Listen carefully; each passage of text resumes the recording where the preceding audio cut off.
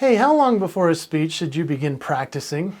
I'm Jason Hewlett. I'm a Hall of Fame keynote speaker. And this is actually some of the coolest tips that I've ever come up with in order to share with you how long before a speech I begin practicing and why it's going to help you so much in your next speech. So let's dive in.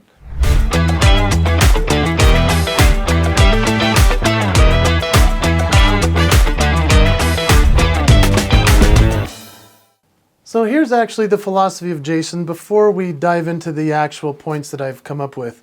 The philosophy is this: you are the speech. Yeah, I know that sounds deep. You are the speech. So you don't necessarily need to prepare completely a word-for-word speech. You just need to prepare yourself as a speaker to speak. I heard a variation on that from one of my mentors. His name is Dan Clark.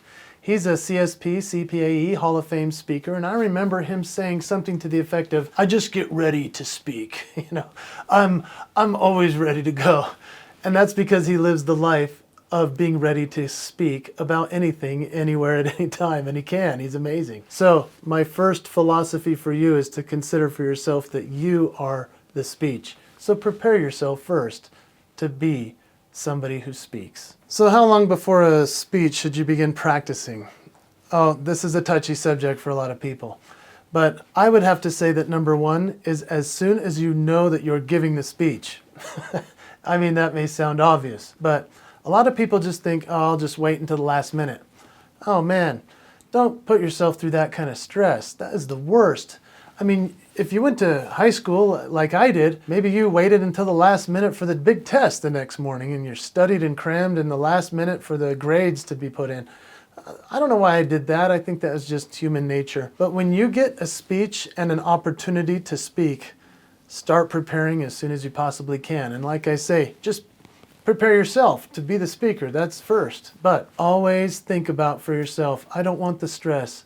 I don't want to cheat my audience. I want to be ready for when this time comes. I want to go into this feeling, living my speech. Then you're fully prepared. You'll feel great. So most people wait until the very last minute to speak and to prepare their speech. That's a mistake.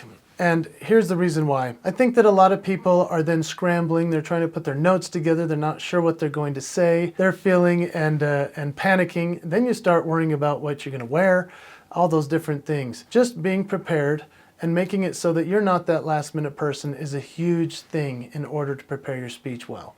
So number three is how I actually prepare for a speech is I go to my phone. Here's my phone. I go to my phone and I open up the tab for speaking.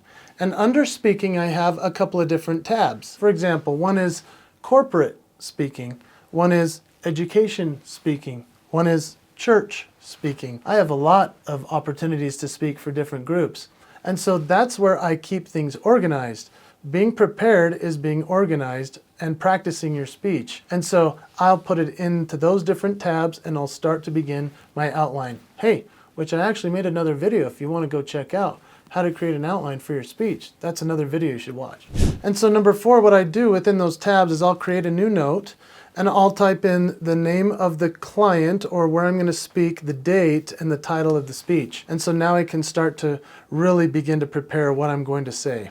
And number five, I like to note the theme of the event on the pre-event call. And you might be thinking, pre-event call, what are you talking about? You need to talk to the client first to make sure you're speaking about the right thing or the person that asked you to speak. And so I prepare by putting in their theme. Now the theme might be something really different than what you want to speak about, but if you have a keynote speech that is something that can be inserted into any kind of theme, that's really helpful. For example, if somebody says, our theme is elevate, then I go, oh, I'm going to talk about the promise of how we elevate our leadership. And they go, yeah. Or if they say, inspire, I say, okay, we're going to talk about how to live the promise through inspiration. And they go, yeah.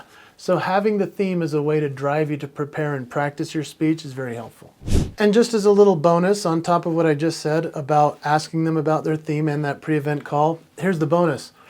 Always set up a call with the person that's asked you to speak. Always talk to them about the audience, about what they're expecting from you, what they want the delivery to look like. I mean, For my case, a lot of people know me for comedy, but they know me for music, but they know me for motivation. And so I'll say, what combination would you like in there? Because they might want more stories, and other times they want more leadership lessons. Sometimes they just want something they can take away, like a workshop. So then it's a different type of a speech, even if it's a lot of the similar material. Here's one of the best things I've ever heard on a call like that.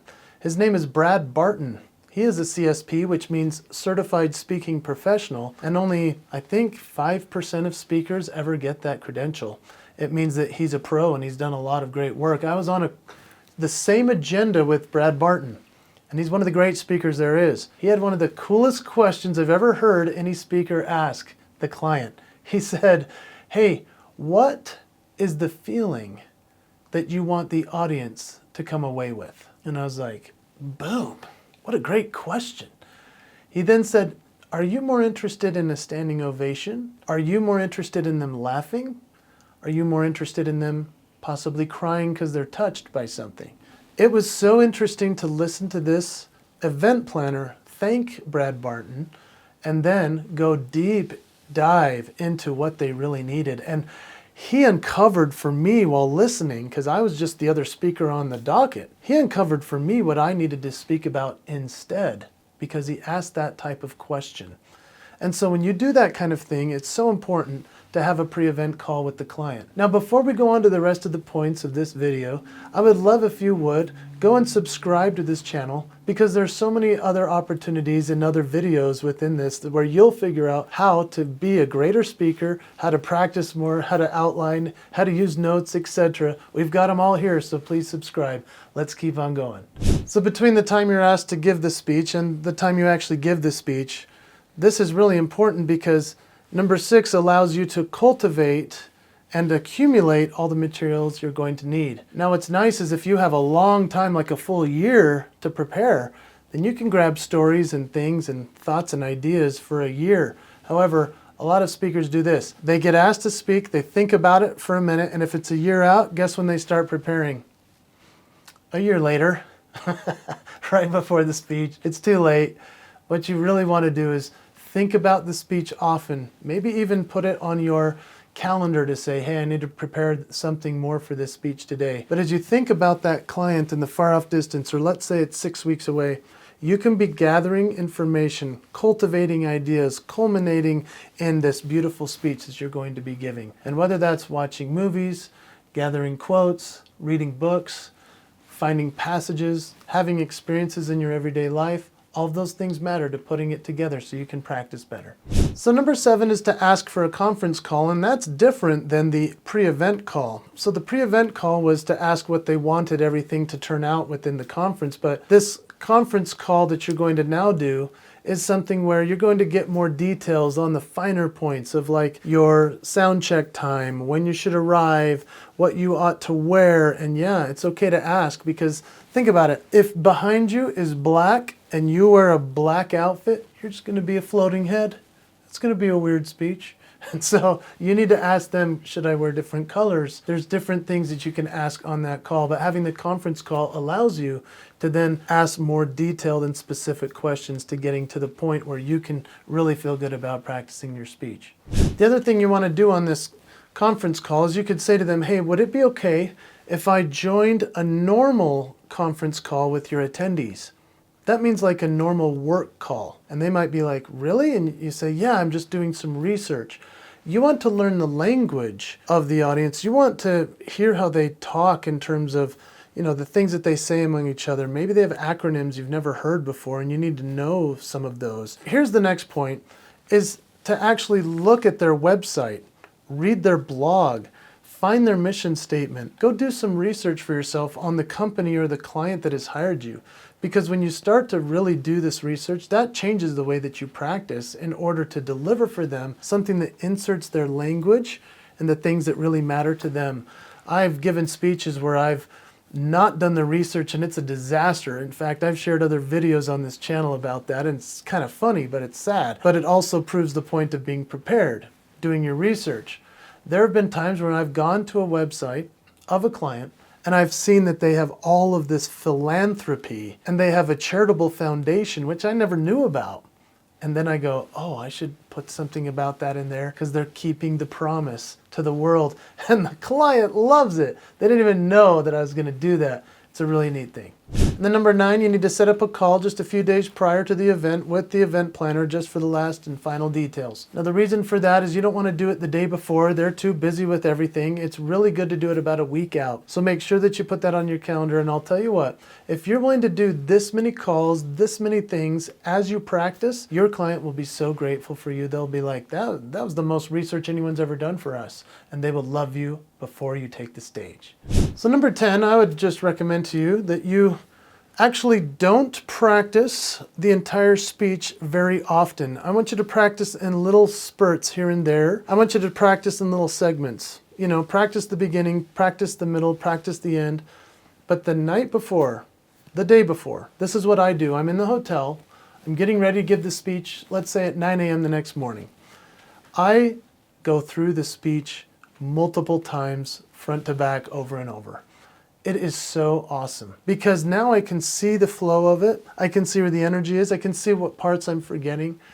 And then it allows me to realize that my practice has paid off for so long to get to this point where I've just practiced bits and pieces until now I'm practicing the full speech altogether right before I give it. And then I'd recommend sleep on it. You've got this. It's going to be a great speech. So how long before the speech should you begin practicing?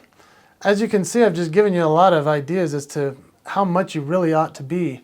But the truth is you do not want to wing it. You want to be prepared. And the truth is, prepare yourself. Prepare the speaker to be the great speaker that you're going to be. You've put in all the time, you've researched, you've done all the phone calls. Now it's time to take the stage and you are ready. That's a great feeling. I hope that you'll put in the comments something that has inspired you in this video.